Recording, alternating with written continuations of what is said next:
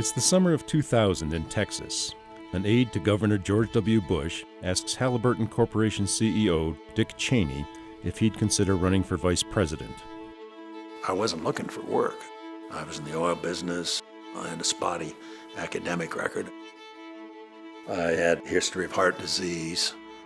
I'm not the guy you want. Bad idea politically.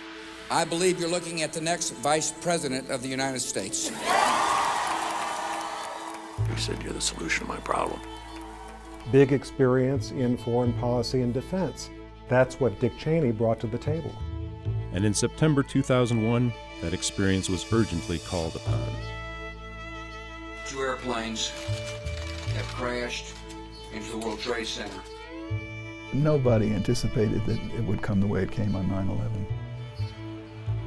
It was absolutely total chaos. Seemed like Armageddon. What's next?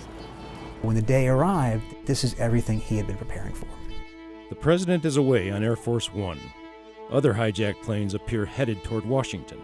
I never hesitated. I couldn't take a poll. Didn't have time to call the president. Watching those towers come down, nothing ever will be the same. Did the searing experience of 9/11 change him in some ways? Certainly some of his friends think that's true. That, of course, remained the eternal question. Who is Dick Cheney?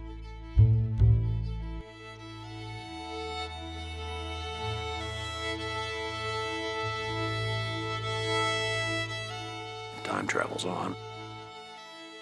Things change. I don't know how long I'm going to be around.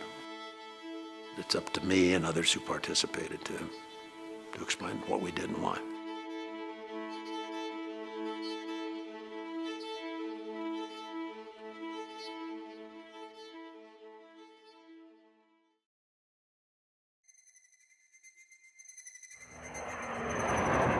Before the War on Terror, before Dick Cheney's vice presidency, there was an earlier war in the Middle East with American forces led by a young Secretary of Defense from Wyoming. The armed forces of the United States began an operation at the direction of the president to force Saddam Hussein to withdraw his troops from Kuwait and to end his occupation of that country. You look back on it now, and it's the model of how to go to war, clear objective. Our goal remains the same, to liberate Kuwait by forcing Saddam Hussein out. Overwhelming force. Over 10,000 separate sorties have been flown on combat and support missions in just the past 7 days. Short time frame and low casualties. Then we got the rest of the world to pay for it. What better way to fight a war than that? We had an objective, we achieved our objective, and we weren't going any further. Who is this cowboy from Wyoming who has suddenly been elevated to the position of Secretary of Defense? What qualifies him for this? There was never a sense of, oh, shucks, I don't belong here. He was not thinking of himself as Dick Cheney from Casper, Wyoming, talking to the Salt Devil Man, but Dick Cheney representing the United States of America. But he was Dick Cheney from Casper, Wyoming.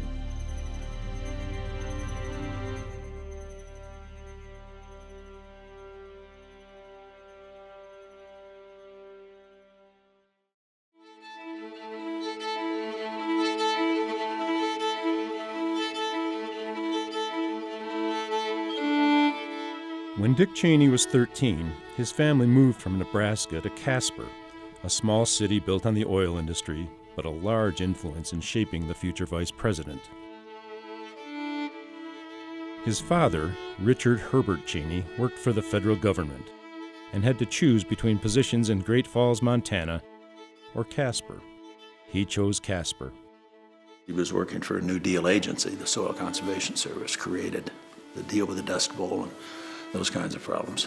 His father was a William Jennings Bryan Democrat, a committeeman in Nebraska. On the Cheney side, his great-grandparents homesteaded in Nebraska in the 1880s and lost their farm to drought. His grandfather was part owner of a bank that went under in the Great Depression in the 1930s. But affected Dad his whole life, as it would anybody. Never bought a new car, always bought a used car.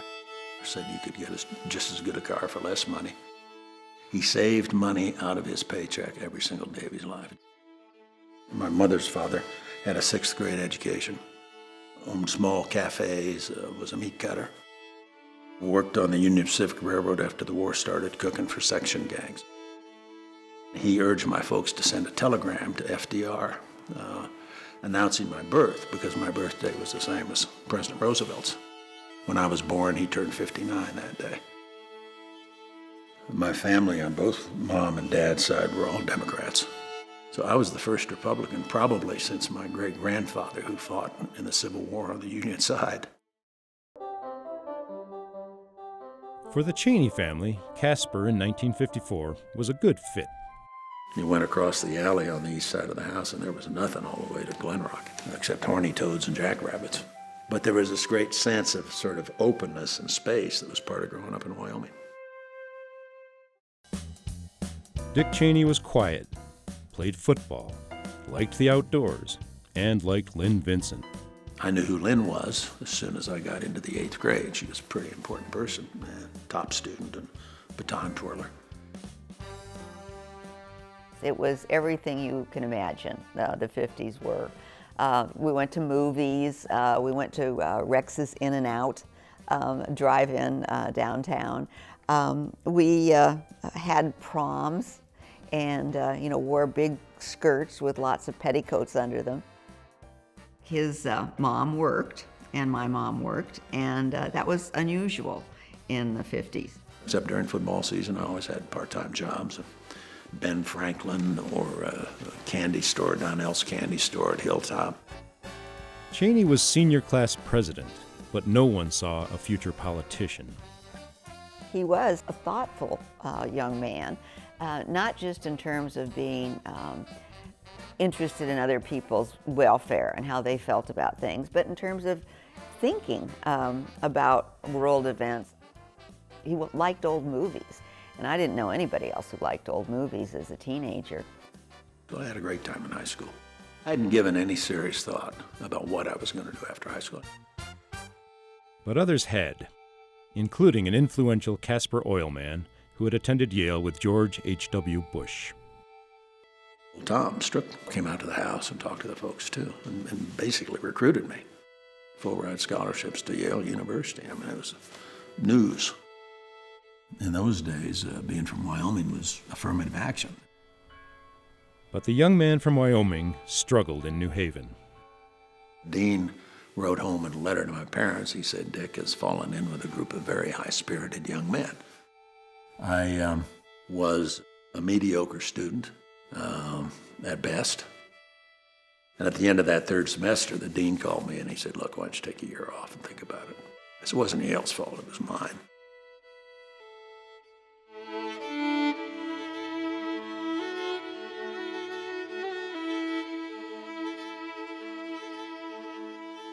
The long-distance calls to Lynn Vincent in school at Colorado College continued. They cost less. Dick Cheney was back in Wyoming working on a power line crew. I was dismayed that he wasn't taking more advantage of the opportunity he had, but I still thought he was the best guy I'd ever met, so I hung in there. Another try at Yale. Then Cheney was finished for good. Back in Wyoming, he worked, he drank, he played, often with his friend Joe Meyer. Joe had this hot car, and so they would tie ropes to the back of the car, and they would get their water skis, and they would drive down the canal while one of them skied down the irrigation canal. The young lineman from Casper landed behind bars for driving under the influence, twice. My Yale roommates were all graduating from college, and I was in jail in Rock Springs, Wyoming. And I was slow on the uptake, I guess, but at that point I decided, look, I really need to clean up my act and figure out what I'm going to do. A stint at a community college in Casper.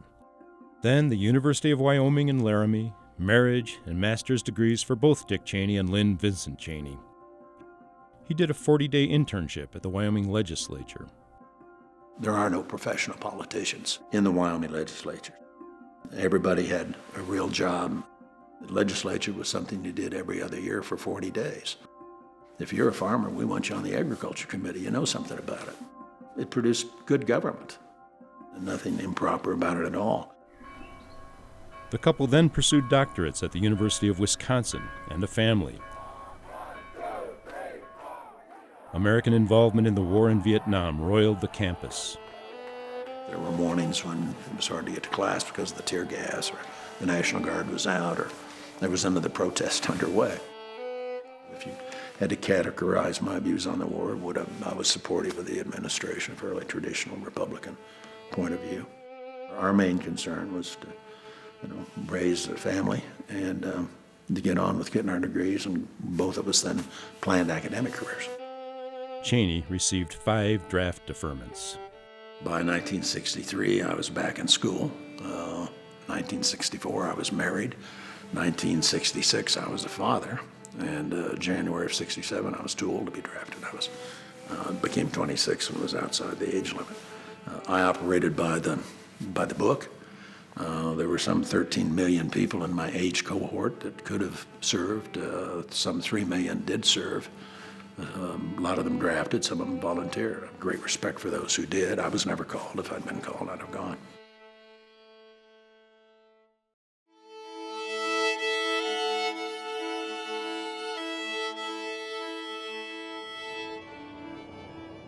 Cheney's graduate work in political science led to a fellowship in a congressional office in Washington, D.C., and an end to his formal education.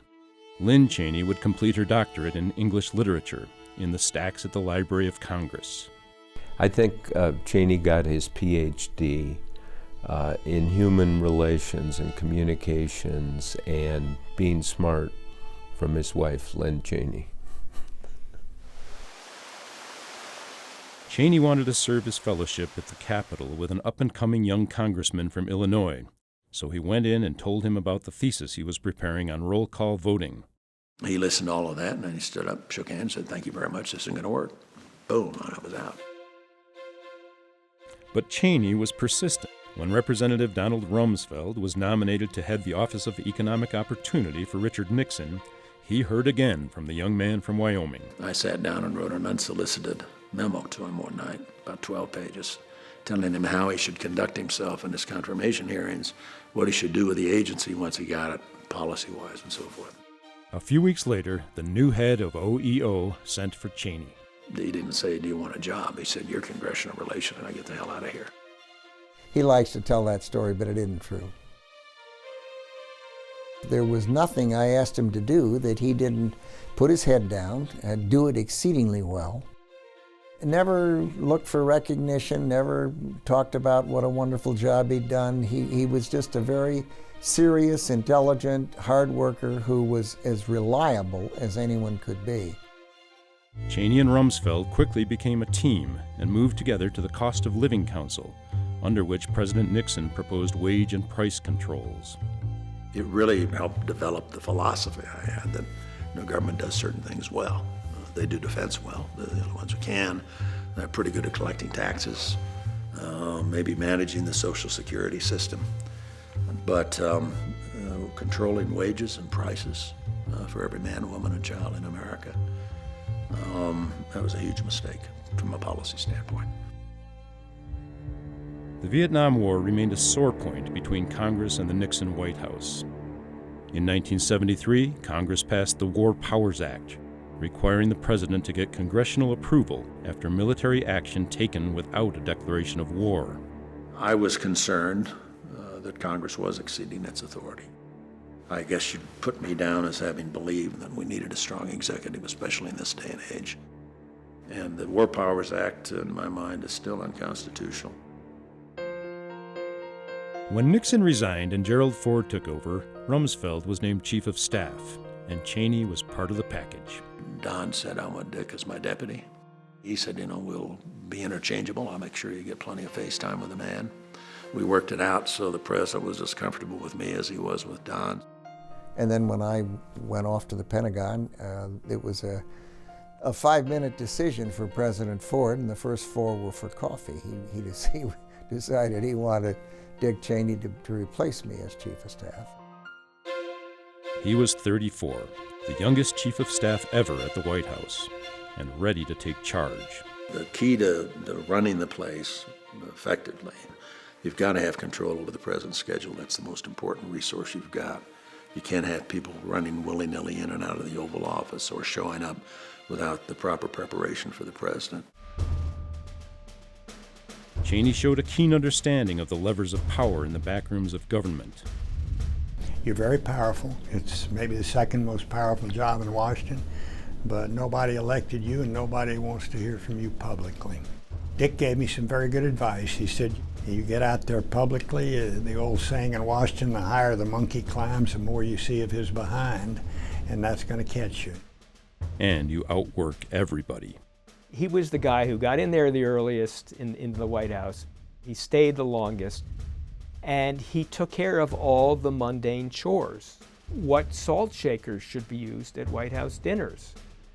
What kinds of Christmas cards Betty Ford should send out? Behind the scenes, Cheney was unafraid to take on powerful people, including Ford's appointed vice president, Nelson Rockefeller. Rockefeller would show up, once a month with a big new spending proposal.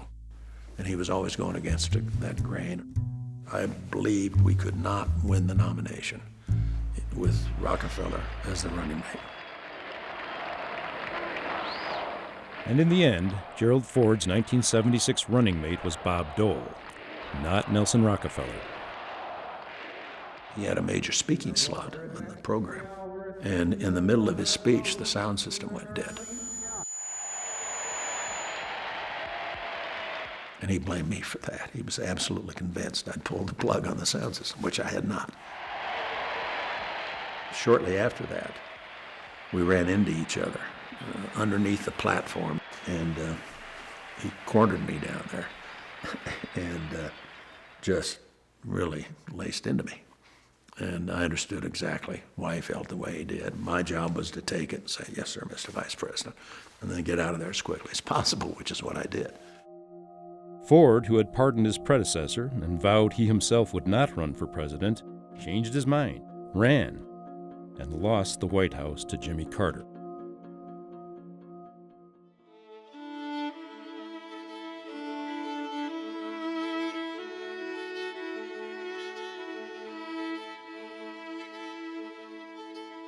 From Pennsylvania Avenue to Beach Street in Casper, Wyoming, driving a U-Haul with an eye on running for office.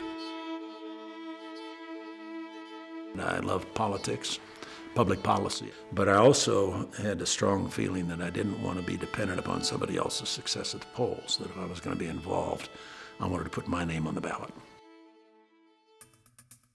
Senator Cliff Hansen was retiring, and Cheney told Governor Stan Hathaway he wanted to run for the seat. Stan had been a mentor to me, had given me my first political job when he was state chairman. And he said, you could do that. You could run for the Senate if you want. He said, of course, if you do, Al Simpson's going to kick your butt, which was exactly the way he put it. But Wyoming's single seat in the U.S. House of Representatives unexpectedly came open that year, and Dick Cheney threw his hat in the ring. I basically took the road and drove myself all over the state. I didn't want to Bigfoot it. I didn't want to come in and say, gee, I've been to the White House. He didn't rally a crowd. He kind of briefed the audience. He gave this very sort of matter-of-fact tick-tock of issues, extremely articulate, well-argued, very well-organized pattern, but it wasn't an appeal to emotion. And I thought, wow, I wonder how successful he's going to be. But Cheney had a high-wattage campaigner often by his side, Al Simpson, running for the U.S. Senate. He's House guy and I'm Senate guy. I said, let's stick as close together as we can. I think we both have a good chance. He was an imp. He was a puckish. He had a wonderful wry sense of humor and that smile. How do we just had a lot of fun. We just had fun. And there's a pie rally in Douglas or something. There was one woman just harassing us both. Well, why don't you do this? And then the pie auction came up, and here's a picture of Cheney holding the pie. And I said, throw it at her. And his hand began to move, and Lynn and Ann were in the front row, and they said, stop it, stop. Oftentimes I'd be introduced as a former White House Chief of Staff, and I would say that the guy who had the job before I did was named Don Rumsfeld. He went on to become Secretary of Defense. Before Rumsfeld, it was Al Haig. Al became the Supreme Allied Commander in Europe. And before Haig, it was Bob Haldeman. He's doing 4 to 6 in the federal penitentiary in California.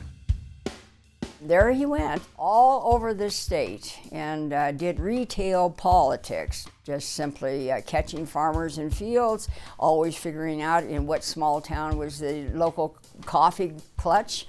If somebody invites you into their kitchen and maybe invites a neighbor over, and you talk for hours sometimes, and you think, well, maybe I got 2 votes out of there. But it worked. My brother David ran the Medicine Bow Post. Of course, the Post had a really tiny circulation. David was just smitten by Cheney and his family in particular. Then, the campaign took a sudden and unexpected turn one night in Cheyenne, where the Cheneys were staying with old friends Joe and Mary Meyer. Lynn woke us up at about 2 in the morning and said, Dick has some tingling in his arm and we think he's got a pinched nerve. He's really uncomfortable. Can you tell me how to get to the hospital? It's probably nothing, but we'll go get it checked out. And I walked into the emergency room, sat down on the examining table and passed out. I was having a heart attack. I was 37 years old. Key question for me was, would I have to give up my hoped-for career in politics and especially the race for the House seat? And I asked Rick that question. And he said, oh, hell, Dick, hard work never killed anybody. But it was also clear to me that the Cheneys did want to go on with this campaign, but they were asking, does this make sense? Can we do it? Lynn filled in for me out on the campaign trail. Did a good job. Some of my associates suggested that we ought to make her be the candidate and how to hang it up.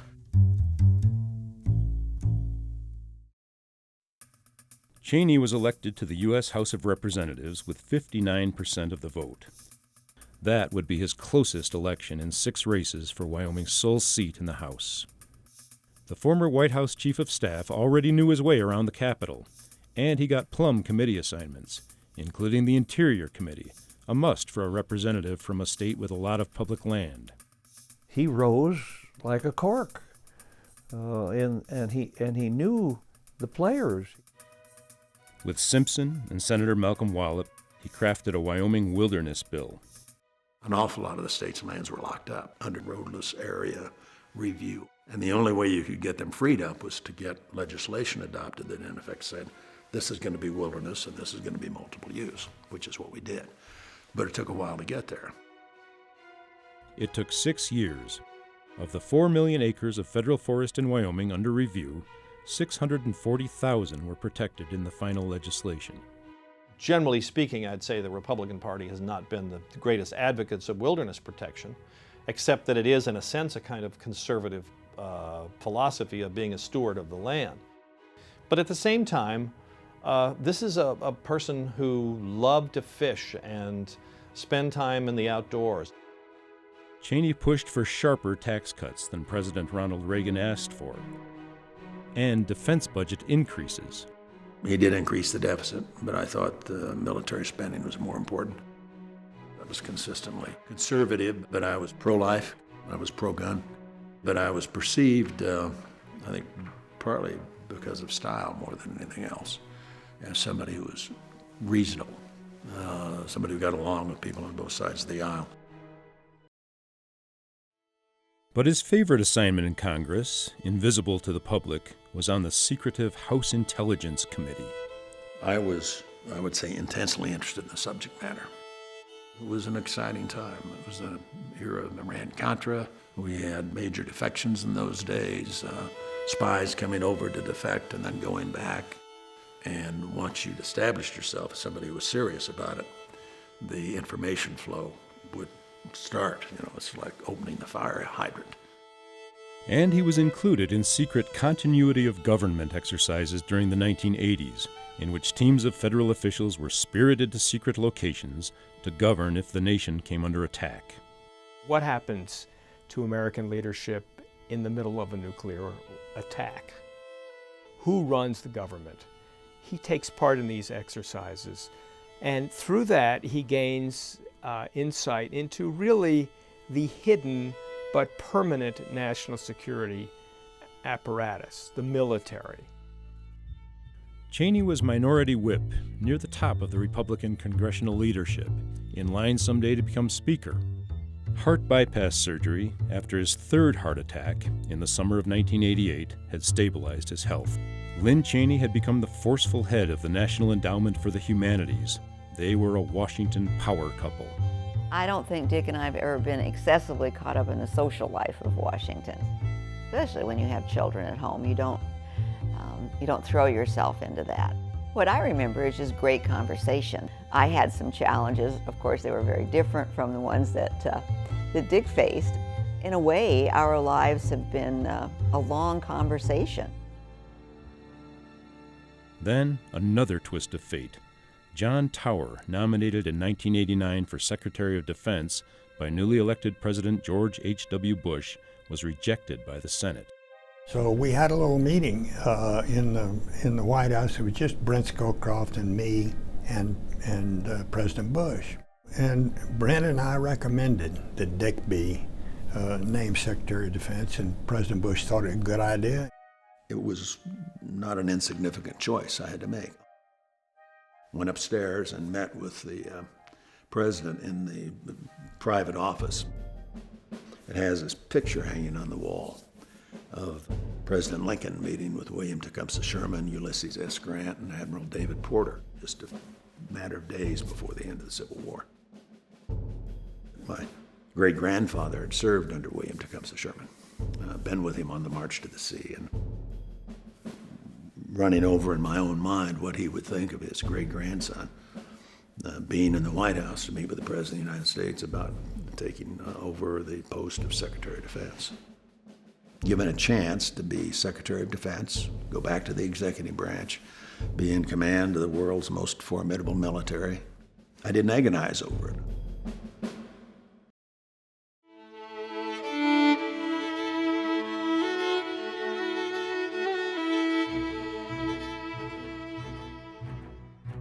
Despite his lack of military experience, Cheney immediately asserted himself, reprimanding the Air Force Chief of Staff. He's making his point. I said, man, this guy knows how to make decisions. He's a quick study. You come to brief him. If you don't have your message getting into his head in 10 minutes, he'll throw you out. If you've got it getting into his head in 10 minutes, he'll let you go the other 5 and make a decision. People really liked him in the Pentagon. It kind of liked the tough edge. And he made a bold, unconventional choice for chairman of the Joint Chiefs of Staff, a soldier he'd met first when he was on the House Intelligence Committee. One thing I did, in effect, when I picked him, was jumped him over, I think, 14 more senior generals. He was also the youngest ever to become chairman of the Joint Chiefs. It was a good professional relationship when we were at the Pentagon. It was never a close personal relationship. He liked old cars, I played tennis. I went fishing, you know, he grew up in the city. I was a Westerner, he was a Brooklyn boy. Relations were unusually good, as well, among the various agencies with diplomatic, military, and intelligence responsibilities. We would have a Wednesday morning meeting where it would just be Brent, the National Security Advisor, Cheney, the Secretary of Defense, Baker, the Secretary of State, and we would bring our differences to that meeting, and we would work it out. That was very much by design, because he had worked in government, and he had seen that where it wasn't so well soldered together. They were determined not to let that spin out of control. What struck me about Cheney at the time was how intellectually curious he was as a cabinet secretary. When you become a cabinet secretary, you tend to be running nonstop, and you don't have time to think much or to reflect or to step back. He really always preserved time. On a Saturday morning, setting aside 3 hours, Cheney could sit and listen to this kind of discussion, ask intelligent questions, but mostly listening. Yet there was much for the Secretary of Defense to do right away. A coup attempt in the Philippines, a corrupt dictator, Manuel Noriega, in Panama. The Soviet Union is breaking apart. Dick Cheney was in the driver's seat. We had been in a Cold War for 4 decades, which was basically two superpowers confronting each other and always on the verge of a possible nuclear war. The tectonic plates in American strategy were shifting. The degree to which we were sort of poised on the edge of the abyss, the possibility of all-out global nuclear war, receded. Dick Cheney was able to build a relationship with some within the Soviet government and say, essentially, we're for real, we want to end the Cold War too. That helped the Soviets to make certain concessions that they otherwise might not have made. The defense secretary cut his own budget as well. Military base closings, fewer troops, and fewer weapons, including programs beloved of Congress. In addition to budget cuts, there was a change in strategy embodied in the secret defense planning guidance leaked to the press in 1992. Unfortunate amount of press reporting at the time that suggested this was focused on U.S. secret plans to dominate the world. And there's a real chance here to expand the alliance structure with these new democracies emerging, especially in the former Soviet Union. And it's not so much that the U.S. is preeminent, but rather the U.S. and its allies represent an absolutely unbeatable force. But it was in the Middle East, not the former Soviet Union, where the U.S. and Dick Cheney would be tested. There was a long-standing dispute over the Iraq-Kuwait border, and Iraq's Saddam Hussein had his eye on his tiny neighbor's massive oil fields. Iraqis had made nice to the Kuwaitis, and we're brother Arabs, and don't worry, everything's fine, and then of course they invaded. There was this debate over whether or not the fact that he had invaded Kuwait was a strategic threat to us. And my argument basically was that yes, indeed it is. And there was, I think, hesitation. I'd call it part of the leftover Vietnam syndrome on the part of a lot of people, and I think Coleman was one of those. At one point, he argued for letting the sanctions work. Also open to debate. Did they need Congress or the United Nations to support military action? My thought was if we get the rest of the world together behind this effort, then the president can go to the Congress and say, you mean you're not going to support the president on this approach, but the president of Ethiopia is going to support him? Dick didn't think we needed to do that. The president felt strongly that he wanted to have Congress on board, and the president made the right decision. Then, the difficult task of convincing Saudi Arabia to let Americans base the invading force on their soil. Cheney led the delegation. When Saudis signed on, that was sort of the go-ahead flag for all the Gulf states, because they were the big kids on the block. You can agree and can disagree with Dick Cheney, but at the end of the day, you know where he stands, and you know that he tells you what he believes. And that comes with a great deal of respect in that part of the world.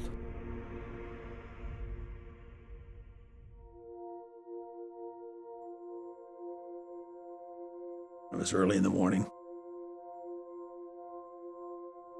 I took Lynn with me, and we went down to the Vietnam Memorial.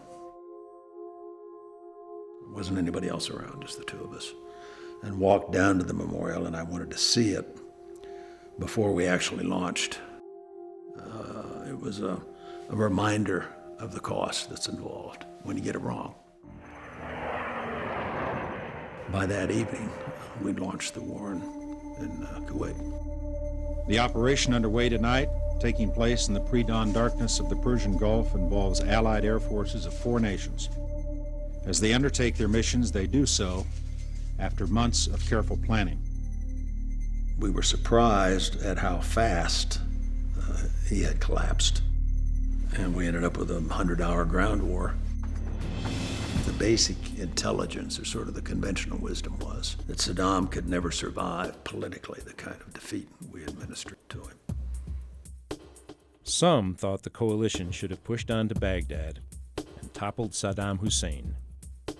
Leave him in power even when he's kind of slaughtering some of his own citizens who have risen up against him. It just sends a message. Maybe you won't succeed in your aggression, but you won't pay the only price you really care about, which is losing power. We had an objective. We achieved our objective, and we weren't going any further. I saw Cheney as possibly the best Secretary of Defense I'd ever seen operate. You know, I'd been in the service for over 20 years at that point.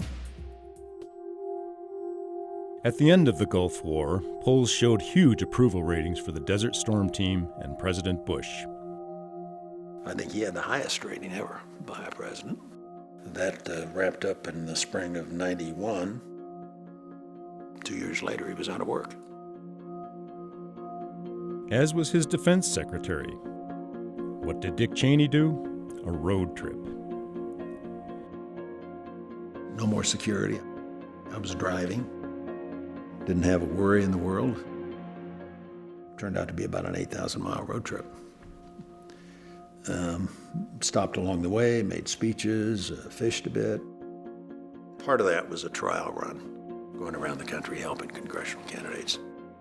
And I was obviously thinking about what I wanted to do next. One of the options was to run for president. After 1992, Dick Cheney was no doubt a front runner for the Republican nomination in 1996. And another member of the Desert Storm team was generating political buzz as well. Powell, without actually setting up a political structure, finds himself wooed by many Republicans to be their candidate in 1996. He becomes sort of a star, much more of a celebrity. So the man that Cheney had kind of plucked out of the lower ranks of four-star generals to be chairman of the Joint Chiefs in the first place has now eclipsed him in the public mind as a political force.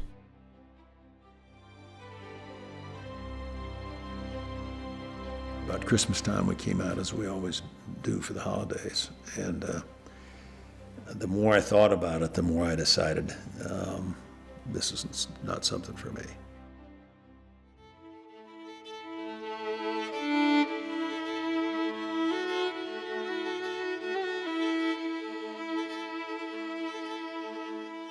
If his political career was over, the former defense secretary could do what a lot of former politicians have done: join the corporate world, particularly companies that dealt with the government.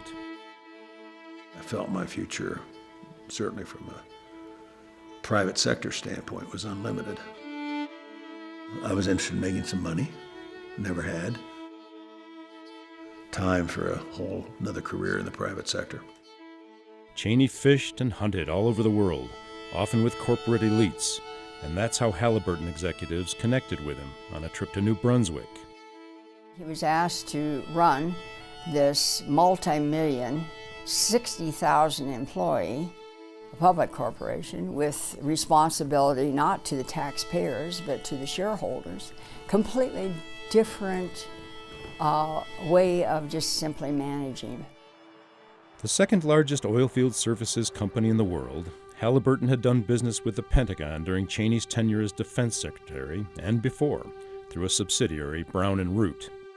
As a result of Desert Storm, one of the conclusions we reached was that there was a role here to contract out some of the logistics and support functions that we were using full-time active duty military personnel for.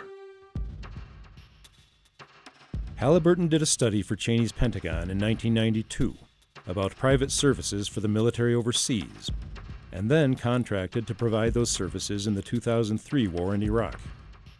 They'd have on a standby basis equipment, materials, and so forth, and they'd fly in and arrive about the same time as the troops or shortly thereafter and build the camps and take care of the laundry and food service and trucking. What they said to me, as I recall, is we're looking for broader understanding sort of at the world at large. They made him a salesman rock star for the company. They would take him around the world, really. If you do business with Halliburton, you get to go to a cocktail reception and schmooze with Dick Cheney.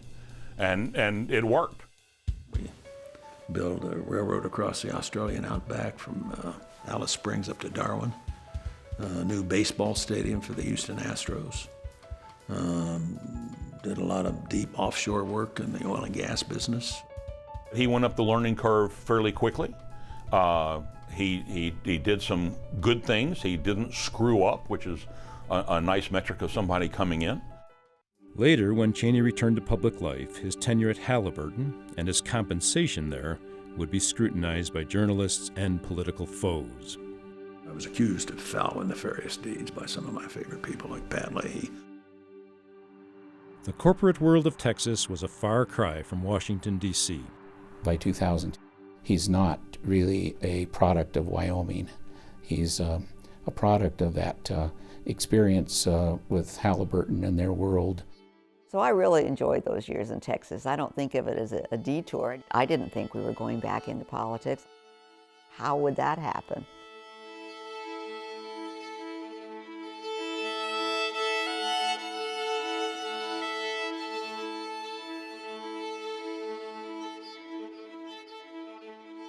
The Cheneys had been in Texas 4 years when Governor George W. Bush started his run for the White House.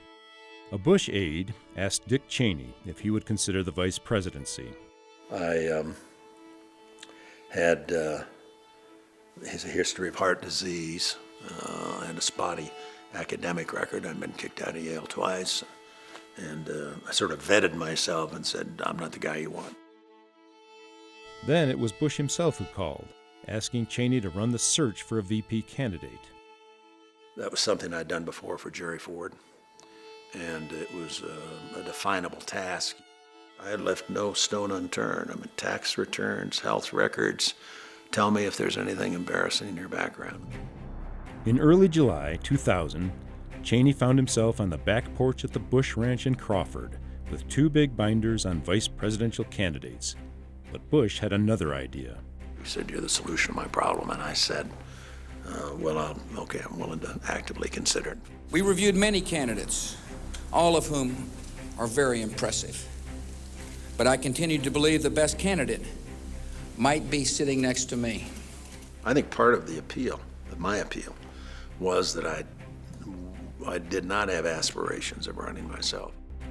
I'd vetted everybody else, but nobody vetted me. Cheney's heart history was a question mark, though he'd been reasonably healthy since quadruple bypass surgery in 1988. He's had 3 heart attacks in the past.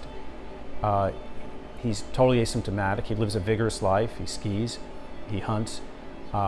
He's running a big company now. I'm 60 at the time. I had a coronary artery disease. I said, that's all true. If health was the only criteria, go get a 30-year-old. That's not what he was after. What he was after was somebody with experience.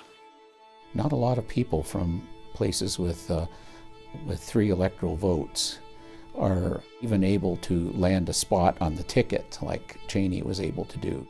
George W. Bush did not have foreign policy experience or defense, had not been in Washington in a powerful position. Dick Cheney had. It gave that ticket immediate credibility in some quarters where it did not have it before. In addition to gravitas and experience, Dick Cheney was an effective campaigner, starting at the nominating convention. There was a lot of compassionate conservatism there, and some of the president's advisors and communications experts and so forth really softened the tone. I saw my role in part as going after the opposition. They will offer more lectures and legalisms and carefully worded denial. Soon our men and women in uniform will once again have a commander-in-chief they can respect. vice presidents are supposed to do. I relished the thought. I didn't have any problem with that. In contrast, there was the low-key, respectful debate with Joe Lieberman, considered one of the finest ever in a presidential race. I think if you asked most people in America today that famous question that Ronald Reagan asked, are you better off today than you were 8 years ago, most people would say yes. And I'm pleased to see, Dick, from the newspapers that you're better off than you were 8 years ago, too.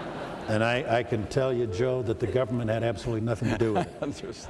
I can see my wife, and I think she's thinking, gee, I wish she would go out into the private sector. Well, I'm going to try to help you do that, Joe. Gore Lieberman narrowly won the popular vote. But in the Electoral College, Bush-Cheney would win the White House if they held their lead in Florida. Even though this went down to the razor's edge tonight, there has been a discernible shift in the mood of now. I woke him up. I said, get your pants on. You're the Vice President of the United States. He said, it's too early to call. One of the reasons for Al Gore's delay is that he has actually called George W. Bush and taken back his concession phone call. Facing a protracted recount in Florida, with the White House in limbo, the Republicans brought in an experienced fixer, Cheney's fly-fishing friend Jim Baker, while Cheney ran an unofficial shadow government. The transition actually started around the table, little table in our kitchen, in our townhouse there in McLean. And when we won, after that 37 days when the Supreme Court finally ruled, Dick called me and said, congratulations, Jim. He said, only under your leadership could we go from 1,581 vote lead to a 537 vote lead. There's never been a White House in which the Vice President was given the power from the very beginning to basically assemble the administration, pull together the team that's going to serve the President. A team of foreign policy thinkers who had advised Bush during his campaign were soon embedded throughout the administration. Condoleezza Rice nicknamed them the Vulcans. Cheney was one of them, but his portfolio was much broader. I basically was given pretty much free rein to get involved in whatever I wanted to get involved in, participate in the meetings I wanted to participate in. That included heading an energy task force. When he worked in the Wyoming legislature, Cheney believed farmers knew best about agriculture policy. And now, the energy industry was advising the task force. But Cheney and longtime legal counsel David Addington resisted congressional efforts to reveal who in the industry was consulted. The deliberations themselves were legitimately confidential, so that people could come in and tell us what they wanted. Now, they weren't making decisions. They were not part of the task force. The General Accounting Office demanded to see who they were. Cheney and Addington refused to turn it over. We don't have to disclose to the investigative arm of Congress who we're meeting with. They go to court over it and they win. Under the Constitution, the Vice President serves as President of the Senate. In this role, Cheney cast a tie-breaking vote to enact a $1.6 trillion tax cut. We had a surplus at the time, and the President had campaigned on the basis of tax reduction, which I certainly supported.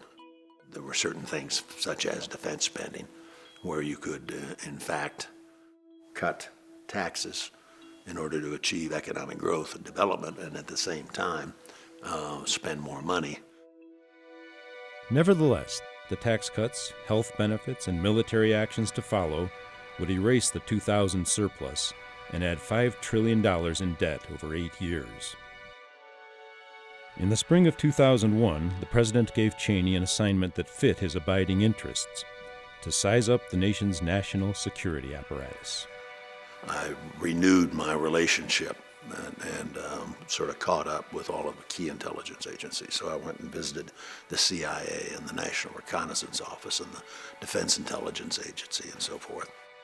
And he's thinking even in that time about what he calls bugs and gas, biological and chemical weapons. There was a feeling that The world isn't going to leave us alone the way it appears to be doing right now. But nobody anticipated that it would come the way it came on 9/11.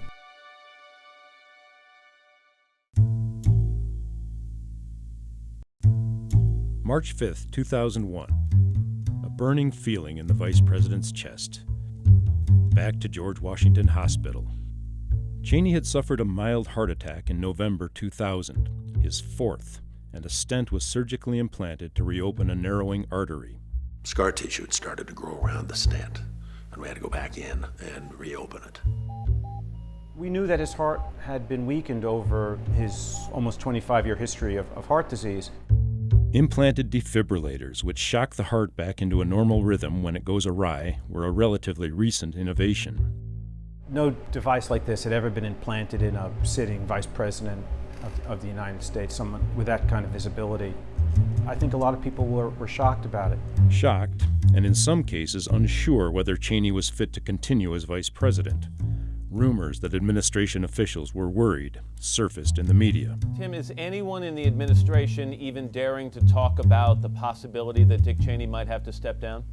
They are not publicly, but privately they had this discussion last November, Matt, when Secretary Cheney had his fourth heart attack. I had a tendency to look at each episode or incident affecting my heart as there was, okay, I've got a problem. What's the solution? Here's the solution. We go do the solution, and then you go back to work. But with an awareness of his own mortality. It was in March 2001, after the stent procedure, that the vice president wrote a letter of resignation and gave it to his trusted aide, David Addington. You could have a vice president who was incapacitated, unable to function, similar to Woodrow Wilson in the last 17 months of his administration when he had a stroke. So in light of my own health history, we came up with this scheme, this proposal where I in effect would resign the office on paper, sign it, give it to David, but with instructions that made it possible then for the president to pull the plug if in fact if I reached that point where I was no longer able to function. They were also prepared for another dire possibility. I'd asked David to review all the statutes and all the precedents so that we could be ready tomorrow, if necessary, to take over. Something happens to the president, I didn't want there to be any hesitation or that we would be unprepared in terms of stepping in and taking the oath of office and becoming President of the United States.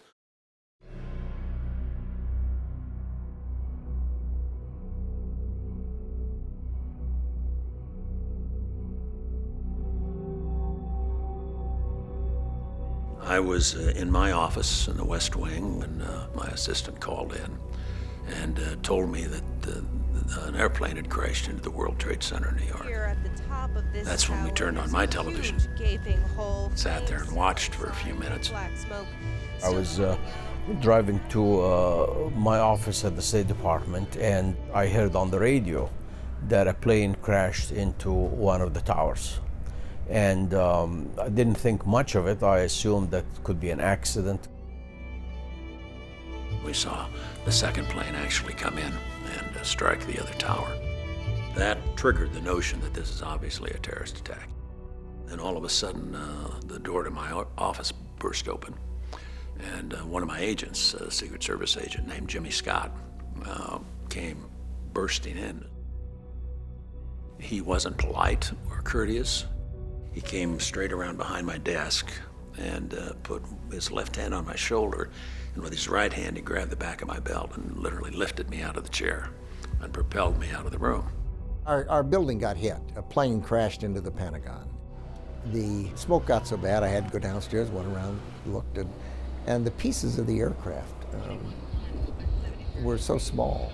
People were saying, oh, there's a bomb on D Street, there's an explosion on C Street, and everything else, all the stuff's going around. Then the orders came down to go home. I was downtown. The Secret Service grabbed me, put me in the car, and took me to the White House. people were still being pulled out of the building, and the last thing in the world I would have thought of doing was getting in a helicopter and leaving. Then we heard the siren inside the State Department to evacuate. Myself, as well as a couple of my colleagues, we walked out of the building and we went to Constitution Avenue, and it was an absolutely total chaos. I remember standing next to a heart surgeon watching those towers come down, and I said to him, nothing ever will be the same.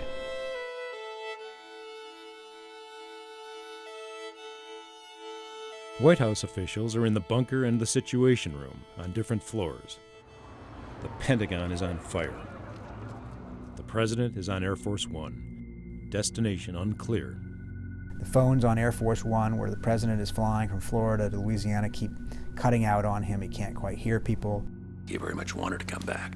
But I said, Mr. President, Washington is under attack as well as New York.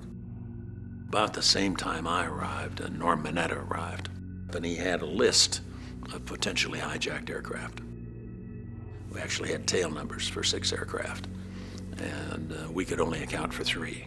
The 2 that had hit the World Trade Center in New York and the 1 that hit the Pentagon. It already attacked the seat of economic power in New York, and they'd attacked the seat of military power in the Pentagon. And so one has to assume that the trifecta is to go after the seat of political power. They had a report of aircraft, which they believed had been hijacked, coming in past Dulles Airport at a very high rate of speed, headed for Crown. Crown was the code word for the White House. If there'd been a strike on the White House, I do not think that the Presidential Emergency Operations Center would have been secure. In the bunker, an Air Force official asked the Vice President if they should shoot it down. And I said yes. I gave that order. He stepped out for a minute, and then he came back in again and asked the question again, as though he wanted to make sure that he'd actually heard what he'd heard. And I said, yes, absolutely, take it out. He made the decision to shoot down a civilian airplane in the space of time that it takes a batter to swing at a ball. I couldn't take a poll. I didn't have time to call the president. If it was going to happen, it was going to happen very fast. And so I never hesitated. But the planes sent up to defend the Capitol could not fire their weapons. They're not armed, no. It takes time to do that. The reality is that weapons are dangerous, and they tend to be kept in safe places. So the order obviously couldn't be carried out, but we didn't know any of that at the time. And then the other element of it that we found out later, 2 of the aircraft that had been scrambled went out to sea. And they didn't even go in the right direction. We have had and do have planes that are at the ready, but they're at the ready for the kind of a threat that is external. All of our radars are facing out, not in. Ultimately, the passengers on United Flight 93 fought back against the hijackers, and the plane crashed in Pennsylvania, killing all 44 aboard. Only when the president had flown back to address the nation from the White House did Cheney leave the Capitol. The entire Cheney family, including grandchildren and dogs, was moved to Camp David in Maryland. You wouldn't have known we were at the center of a world crisis from watching Dick. I just looked totally exhausted at the end of my rope. And Dick is just totally focused. He has a yellow pad. He's taking notes on what should be done. We usually go up the Potomac, and we could look down and see the Pentagon and see the smoke just still rising from where it had been struck. Seemed like Armageddon. What's next if they've managed to bring this off? What's next? We live in Washington, in Georgetown, and you could wake up in the middle of the night and hear those combat air patrolling Washington because of the fear that there was going to be another 9/11 style attack. Suddenly you had a president and vice president who were dealing with threats that they were getting 24 hours a day from people who wished the most ill for the United States. What steps do we need to take? How do we defeat that next attack before it's ever launched? it put us as an administration in an entirely different place in terms of our priorities, what we were going to spend our time on. You're coping with people who don't wear uniforms, don't carry their weapons openly, are perfectly happy strapping a suicide vest on a kid or a woman, sending him into the shopping center and killing people. The secret world of international intrigue that had captivated Cheney since his days on the House Intelligence Committee was now the sole focus. It is a mean, nasty, dangerous, dirty business out there, and we have to operate in that arena. Whether we bring our enemies to justice or bring justice to our enemies, justice will be done. The first weekend after 9/11 up at Camp David, we're focused on how do we respond. By then, we're pretty confident that it's bin Laden. Paul Wolfowitz was one of those who said, you know, we shouldn't overlook Iraq and Saddam Hussein, and that we need to be focused on that as well, too. That, you know, we could look at Iraq later, but the first priority had to be Afghanistan.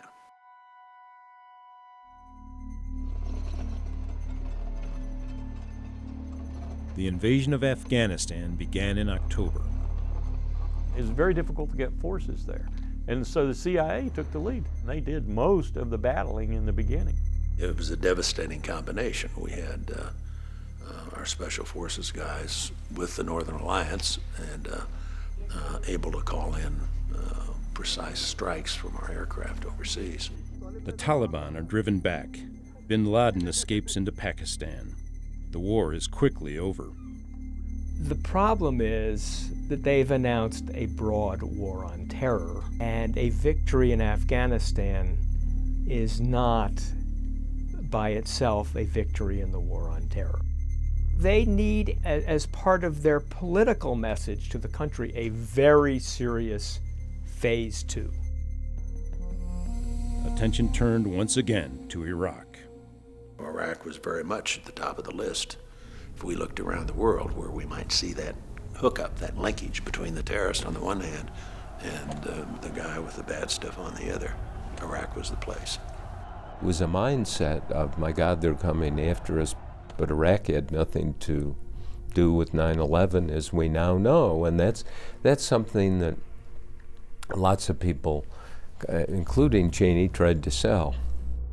I'm not saying Iraq was involved, I wasn't saying it then, but I was saying Iraq is harboring several major international terrorists. Saddam was the only world leader who not only didn't condemn the attacks, he basically said you had it coming to you and there's more coming if you don't change your policy. He had produced and used weapons of mass destruction before. This wasn't a first-time thought or an original idea with him. He'd used it against the Iranians extensively during the Iran-Iraq war back in the 80s. He'd used it against his own people at Fallujah in 88, killed thousands of men and women and children. When the president, after a National Security Council meeting, said, I need to see you. And so we went off in a private office down in the Situation Room. And he said, I want you to get a war plan for Iraq. The polls show the public doesn't understand why we would be attacking a country that hadn't attacked us. A move against Iraq would have to be justified with intelligence, and no one in the White House knew the world of intelligence like the vice president. I had an arrangement already that there were subjects I was interested in that the president might not be interested in or that wasn't ripe yet for the president. So I had my intel book every morning was divided into 2 sections. There was the stuff before the tab. That was the PDB. That's what the president was seeing. There was the stuff behind the tab, which might include everything from raw reports from the field of subjects I was interested in. He would go out to the CIA and, kind of, wait a minute, I read this intercept or I read this agent's report on page 68. It says the following. How do you rationalize that?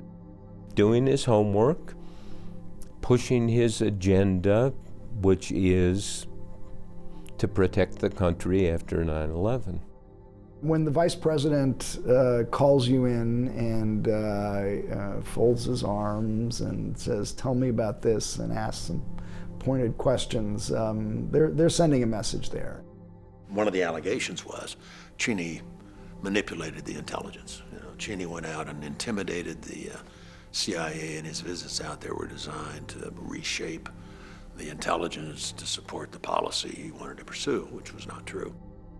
I wasn't in the business of telling them what they should think. Someone once said, if it's intelligence, it's not a fact. If it were a fact, it would be a fact. But it's a judgment.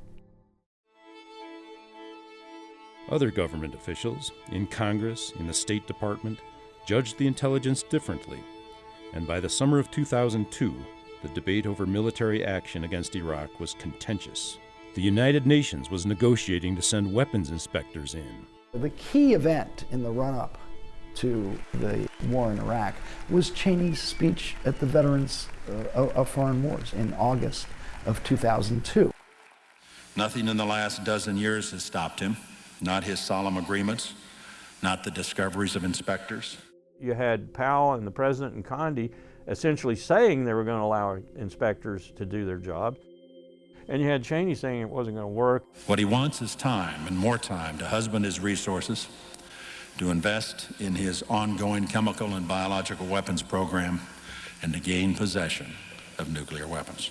It's pretty clear that the Bush White House is planning to ask Congress for authority to wage war and topple Saddam Hussein's regime. Those of us who were military, Colin, myself, a couple of other people, we didn't think that was a good idea to put American boots on the ground in the Middle East for an extended period of time. Regime change in Iraq would bring about a number of benefits to the region. When the gravest of threats are eliminated, the freedom-loving peoples of the region will have a chance to promote the values that can bring lasting peace. He had the voice, that deep voice that conveyed that he was always doing the thing that any probing senior executive would do, that he was doing only the prudent thing. He always seemed confident that he was right. And grounded in experience, particularly his experience at the Pentagon a decade before. Put yourself in Cheney's shoes at the end of the Gulf War. He's Secretary of Defense. They've just defeated the Iraqi army in Kuwait, and the intelligence people come to Cheney and say, hey, it turns out that Iraq had a much more robust weapons program than we knew. So to Cheney, the lesson of that is intelligence gets things wrong by underestimating, not overestimating. A classified national intelligence estimate in October 2002 told Congress Iraq probably had weapons of mass destruction, but would not use them against the U.S. unless threatened. It noted Iraq was years away from nuclear weapons. There were people who cherry-picked that intelligence and selected only key morsels from it and disregarded all the rest. Yes, it was an intelligence failure. Congress, some of its members personally lobbied by Cheney and Bush, overwhelmingly passed a resolution supporting the use of arms in Iraq in October 2002. President Bush, seeking international and domestic support for military action, in December 2002 asked CIA Director George Tenet again to confirm Iraq's weapons of mass destruction. If all this comes to the President of the United States, and he's being told by all these sources and allies, and the director of the CIA saying it's a slam dunk, Mr. President, it's a slam dunk, and then he said, well, I'm not going to do anything about it. No. How likely is that? How responsible would that be for President of the United States to take a pass? President Bush still wanted international support for military action. He sought a United Nations resolution, despite Cheney's objections, and he assigned Colin Powell to ask for it, with a speech initially drafted by Cheney aide Scooter Libby, with CIA input, and then rewritten at the State Department. Indeed, the facts and Iraq's behavior show that Saddam Hussein and his regime are concealing their efforts to produce more weapons of mass destruction. What we're giving you are facts and conclusions based on solid intelligence. At this hour, American and coalition forces are in the early stages of military operations to disarm Iraq, to free its people, and to defend the world from grave danger. Like the Gulf War in 1992, like Afghanistan in 2001, the 2003 invasion went quickly, lasting less than 2 months. But sectarian warfare did not end. Substantial WMDs were not found, though Saddam Hussein eventually was. That also led directly, 5 days after we got him out of his hole, to Muammar Gaddafi surrendering his materials. He had centrifuges, uranium feedstock, a weapons design. There's always sort of this tendency as well, we should never have done it. I think what we did in getting rid of 3 major potential sources of proliferation and was well worth the effort. The larger purpose of the invasion of Iraq was to shake things up in the Middle East through an application, once again, of American power in such a way that governments like Syria, like Iran, and the Palestinians would be undercut in such a way that America would emerge as the dominant power in the Middle East. The war on terror was not fought only on the ground in Iraq and Afghanistan. The threats seemed to be everywhere, the rules of warfare upended. And the vice president sought new ways of responding. Electronic eavesdropping was one of them. The program was to use our capabilities to intercept communications from overseas into the United States. I took it to the president, and that was the genesis of the what we call the terror surveillance program. Every 45 days, he had to personally reauthorize the program. The eavesdropping was interrupted in 2004 when Deputy Attorney General James Comey refused to reauthorize. Changes were made and surveillance resumed. We worked hard not to violate the individual rights of American citizens, and we did do it within the context of the law and the best legal opinions we could get, and I'm convinced it saved lives. The president needs to use his full powers as chief executive to do whatever is necessary to defend the country, even if it means overriding federal statutes, and that's exactly what they do. There was another tool in the war on terror, for a while unknown to the public and many lawmakers: tough interrogation tactics used by the CIA, often at overseas black sites, to extract information from prisoners believed to be terrorists. The big Cheney question is the enhanced interrogation. How much he actually knew, how much he supported it. This was a program that developed out of the fact that we had began to capture members of Al-Qaeda. The professionals in the agency talked to me about being able to use enhanced interrogation techniques. Techniques we came up with up to and including waterboarding, and that was the most significant, but specifically had been deemed not to constitute torture and therefore to be within the safeguards of our international agreements. Not everybody agreed with that, but we did it by the book. In hypothermic temperatures, with shackles on, with no food, with little sleep and so forth, I'm a freaking infantry officer. I knew that was torture. With respect to waterboarding, most of the specific examples where we used the technique was on Khalid Sheikh Mohammed. He was the single most valuable source we had on Al-Qaeda. And he's the guy that was subject more than anybody else to enhanced interrogation techniques. But a massive Senate report in January 2015 disagreed about the value of the CIA's program. The report revealed specific techniques and concluded they did not result in major intelligence gains. Only Democrats on the Intelligence Committee signed the report. But other voices too were raised against enhanced interrogation. I have long believed Some of these practices amounted to torture, as a reasonable person would define it, especially, but not only, the practice of waterboarding, which is a mock execution. I was called the vice president for torture, among other things. In 2004, the war on terror was a major issue in the presidential election. There were pictures of prisoner abuse by American military personnel from Abu Ghraib and taunting videos from Osama bin Laden. The president's approval ratings were dropping, and more so the vice president's.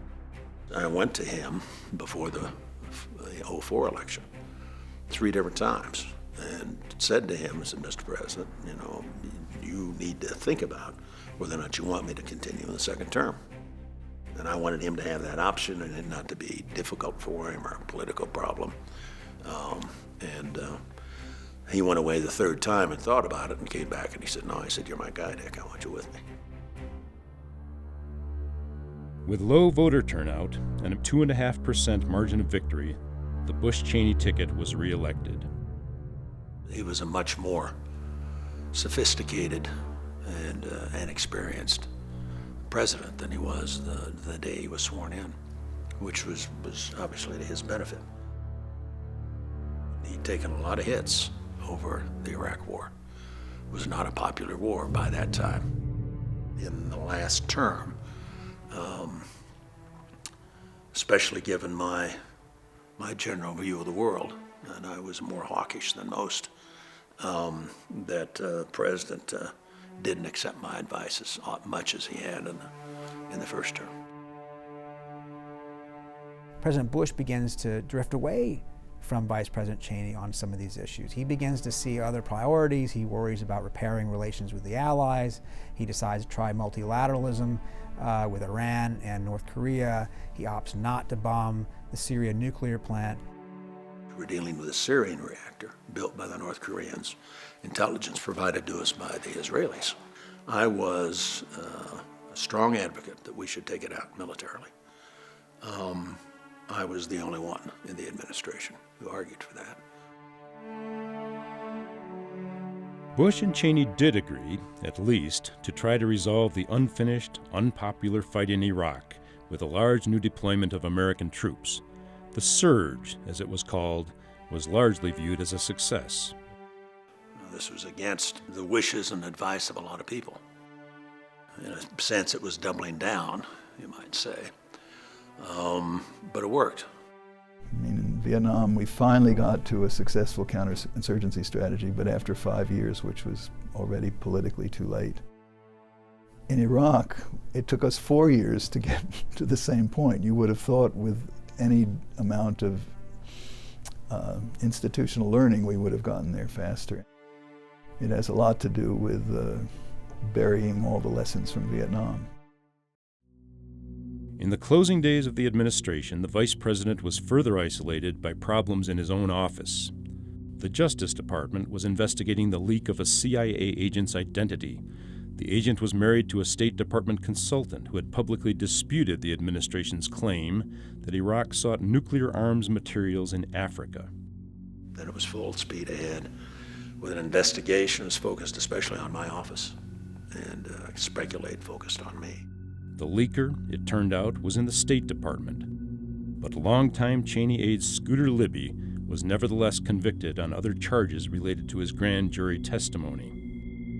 Loyalty was a lifelong principle of Cheney's. In fact, he should never have been convicted, and that he should have been pardoned, and that the president had the authority and the ability to do that and chose not to.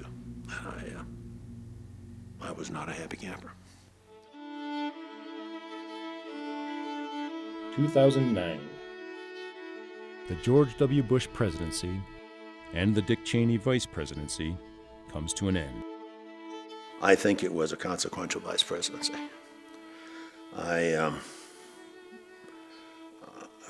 Frankly, I can't think of another one that was more consequential, not at least in modern times. It'd be very hard to argue that future historians will not say that at least up to the year 2009, Dick Cheney was the most powerful vice president in American history, but at the same time, they will also have to say that there was not a lot of competition for that title.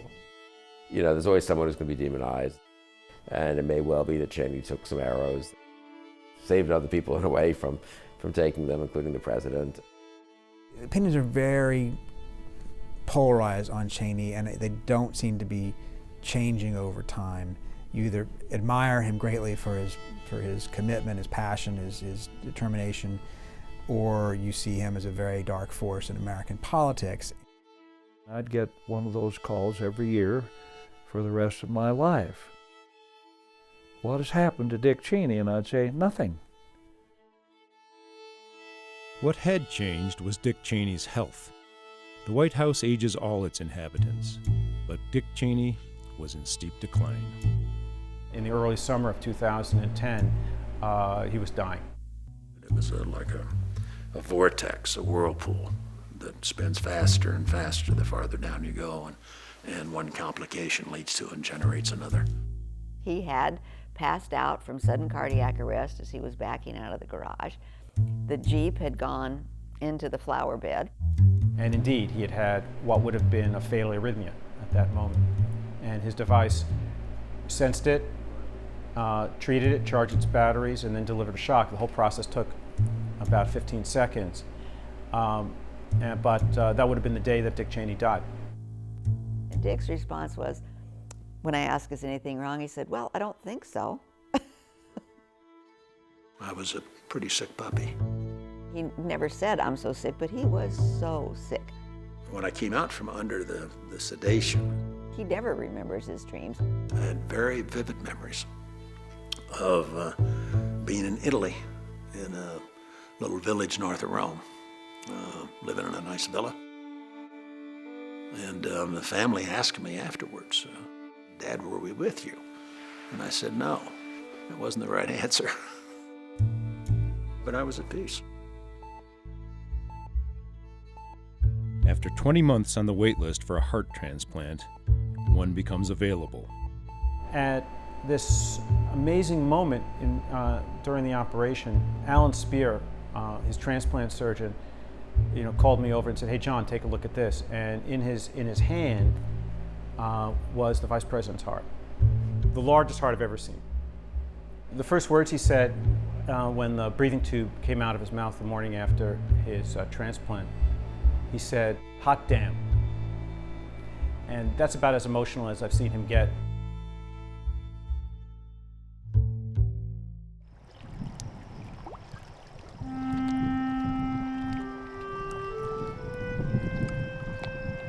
We were avid fishermen before we came to Wyoming.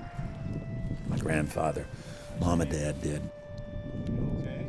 That became an important part of what we did.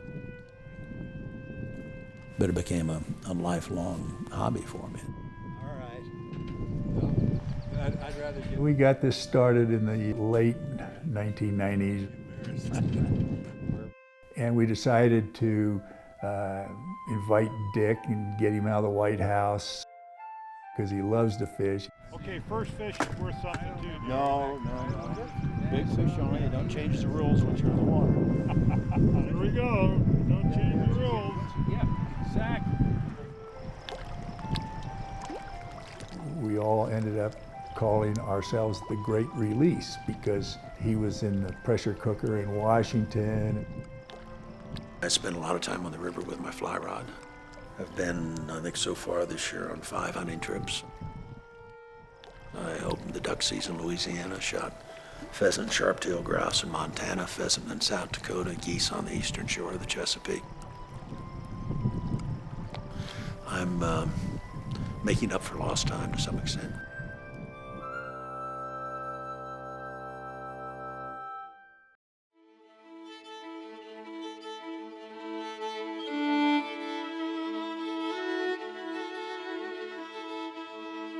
Your real name's Richard. That's right. I'm Richard, and you're Richard.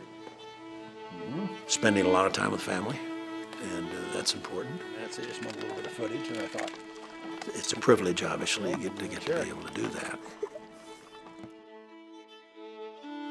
And it's hard to find more fun than watching them grow and develop and be part of that. The Cheneys have a gated home in McLean, Virginia, a place next to Donald Rumsfeld's on the Eastern Shore, and a home in Wyoming where they spend the majority of their time. What I mostly look forward to is waking up every morning and looking out our window and seeing those grand mountains, seeing the Tetons. Stock options from the Halliburton years, worth millions, went to benefit the University of Wyoming, which now houses the Cheney International Center, and the George Washington University Hospital, home of the Richard B. Cheney Cardiovascular Institute. I'd hate to see a whole generation of people grow up sort of with a shorthand notion or conventional wisdom. Bush lied, people died. Especially when you get into the controversial areas. There are a lot of people who will not stand up and speak out. And I guess I always feel an obligation to the best of my ability to explain what we did and why we did it. Major funding for this program was provided by